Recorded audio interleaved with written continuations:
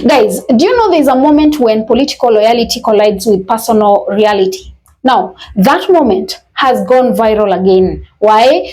Because a self-identified MAGA mom, a SNAP recipient, and disabled mother of two took to social media in desperation after her mother-in-law refused to lend her money for grocery, simply because she voted for Donald Trump. Now, she wasn't asking for much. Her SNAP benefits were suspended. Her 6-month-old was out of formula, and her veteran husband income wasn't enough to stretch through the month. But when she reached out for help, her mother-in-law, she told her, "You voted for this." Now the internet erupted with sympathy, anger, mockery, and debate. Some said she deserved compassion. Others said she was simply finding out after, effing around. Today, guys, I want us to unpack this viral story and what it really reveals about politics, consequences, and survival in America. Do you ever notice karma always shows up wearing a red hat? Because this is that. A MAGA mom is melting down online after realizing her Make America Great Again vote came with an expiration date on her groceries. Sis is on SNAP and WIC, crying that she can't afford baby formula, rent, or food. And her own mother told her, "We voted for this." A post is going viral after a MAGA mom who's on SNAP benefits called out her family for not lending her money for groceries. In this Facebook post, this mom said that her husband is on the GI Bill and she has 2 kids. She continues by saying she's at her wit's end and she's overwhelmed and doesn't know what to do. She said that she asked her husband's mom, and the mom responded with, "You voted for this." Now, of course, I had to read through the comment section on this post, and the comments varied. In reading the comment section of the post, it looked like people were split. Some who have great relationships with their family in light of different political stances said they would help, while others said they've had complete falling outs with those family members and they would not help. What are your thoughts? If you were in this same situation, would you help this family member and use it as a teaching moment about the impact of politics on people's lives? Or would you say, FAFO, too bad, so sad? Did you hear about the MAGA mom that's really upset that her mother-in-law won't give them money because their SNAP benefits were cut? Ma'am, you quite literally voted for this. Now listen, I would have those kids at my house 3 times a day, giving them meals and filling those bellies. But give you money? Absolutely fine. And the reason you voted for this, even though you're disabled, your husband is a veteran, he's in school, and you have a special needs child, etc., etc., etc., and you are also running out of formula, you still voted for this because you thought it would only affect other people. You quite literally thought he was going to take care of his base, and it might happen to like minorities, or liberals, but it wouldn't happen to you. Well, it did happen to you.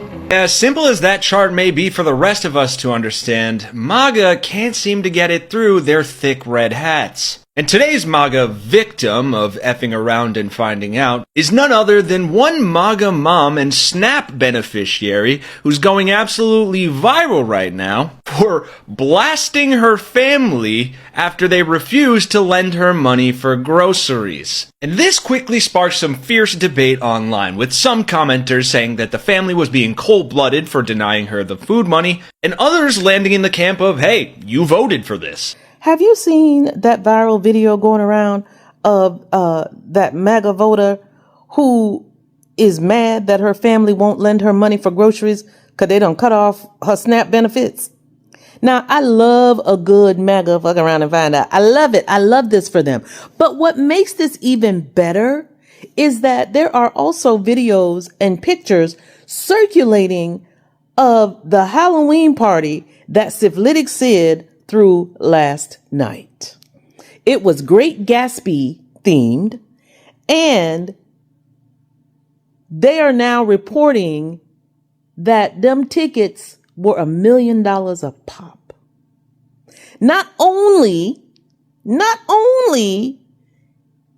did he throw this party for his millionaire and billionaire donors and friends, but he don't give a damn that the people out here wearing the mark of the beast ain't got no food. This is what I kind of been talking about. And I want to have an open heart. Nobody should go hungry. Nobody. Even if you voted for Trump. But like I said in previous videos, I don't know if people are just hard-headed. And even if they make the wrong decision, they're not going to have anybody tell them differently. Especially the people that voted for Trump 3 times. When all the Democrats and the level-headed people in this country tried to tell you what was going to happen. A MAGA voter that depends on SNAP benefits to feed her family and herself. Now she fucked around and found out. And I don't wish that on her. I'm not happy that's happening to her. And I don't agree with the videos where people are laughing about it and things like that. I don't agree with that. But man, I know I've been told a lot of times in my life over and over, and I still did the wrong thing. I hope things work out for you.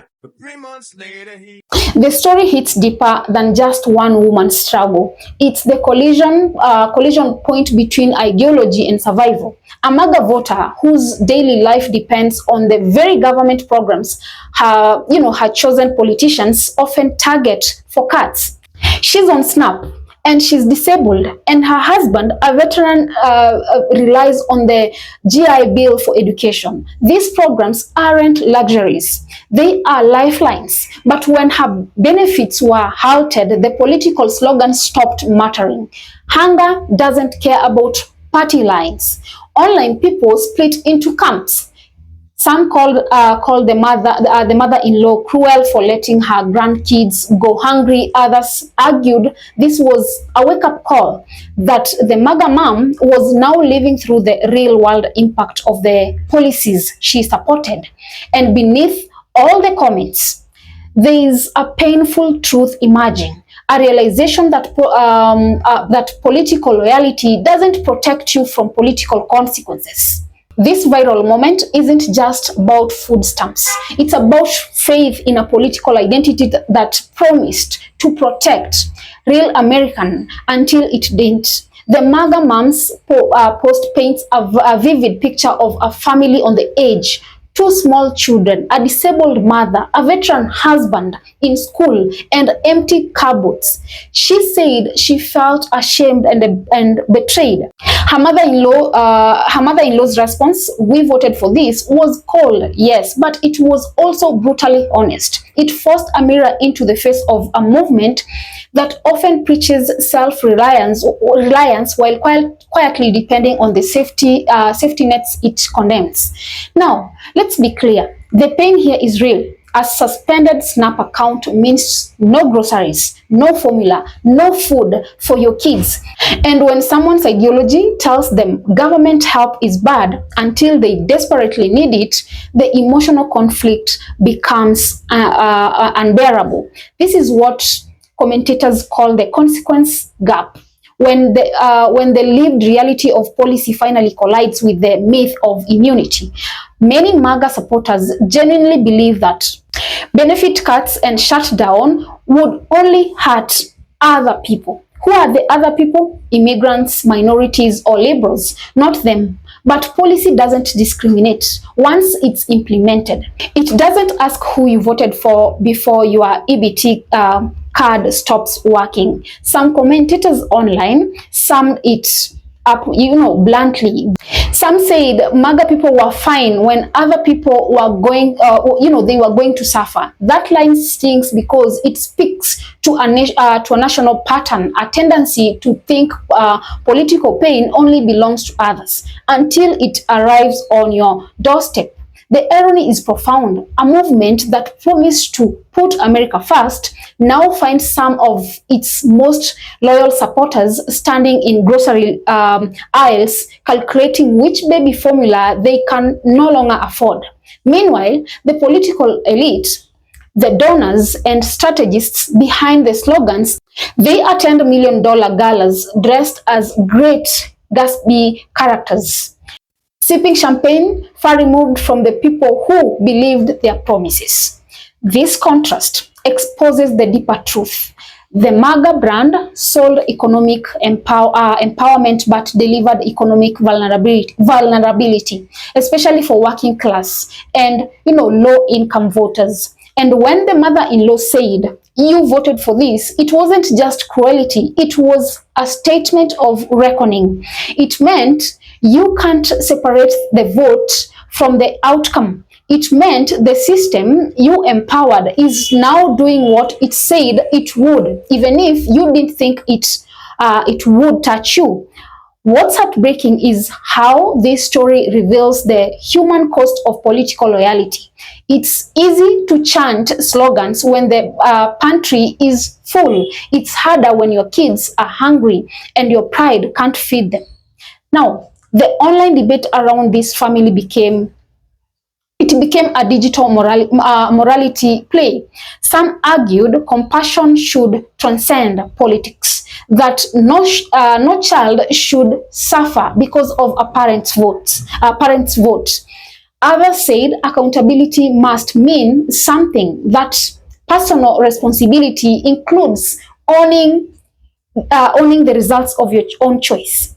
Both views hold weight. Compassion without accountability enables delusion. Accountability without compassion breeds cruelty.